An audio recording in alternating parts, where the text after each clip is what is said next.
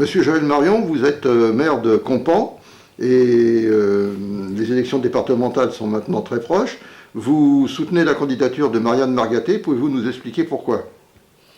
Oui, en quelques mots, je dirais que quand la question m'a été posée, j'y ai répondu naturellement au regard du travail et du bon bilan effectué par Marianne ces dernières années, son engagement de terrain, j'y viendrai, et puis sa manière de poursuivre pendant toute cette période les rencontres, les échanges, de rendre compte de son bilan, des problèmes, afin de nous faire partager ses interventions et puis en même temps nous amener à intervenir avec elle sur les problématiques, les blocages, quels que soient les points qui étaient abordés.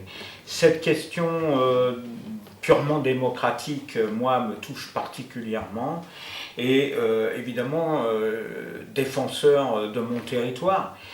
Il me paraît évidemment, je dirais, logique de défendre et de partager la campagne d'une femme de terrain et qui défend notre territoire.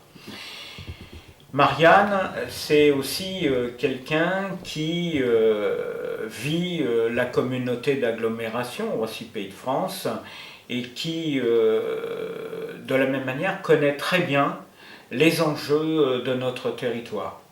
Un territoire fortement marqué par le développement économique de ces dernières années, et notamment du développement aéroportuaire, mais aussi un territoire fortement marqué ces derniers mois par le ralentissement économique et les difficultés dans lesquelles nous sommes liés à la baisse d'activité de l'aéroport et du monde de l'aéronautique. Ces questions, évidemment, sont essentielles pour nos communes, puisque c'est ce développement qui permet d'accompagner les nombreux projets de nos communes. La commune de Compan a de nombreux projets en cours et est une commune qui est fortement marquée par des problèmes environnementaux qui sont lourds de conséquences pour la vie de chacun. Notre territoire est marqué par les travaux de réalisation de la liaison Meaux-Roissy depuis maintenant quelques années, qui verront une première phase s'achever au mois de juin prochain. Mais la poursuite des travaux sera marquée dès 2023 jusqu'en 2026.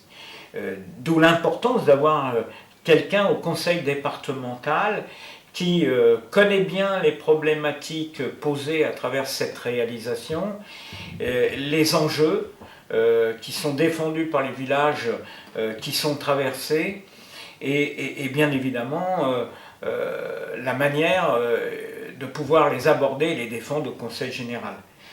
Pour nous, pour moi, Marianne est vraiment moteur dans ce domaine. En ce qui concerne les problématiques liées aux réalisations des liaisons douces, là encore, nous avons des projets de territoire en lien avec le schéma de mobilité qui sera adopté par la communauté d'agglomération. Là encore, ces liaisons qui vont permettre de relier les villages et les villes sont des éléments moteurs de déplacement pour les jeunes, pour les familles, pour les salariés et nécessiteront là encore d'être soutenus au Conseil général par notre conseillère territoriale et je sais que Marianne Margaté les portera sans faille.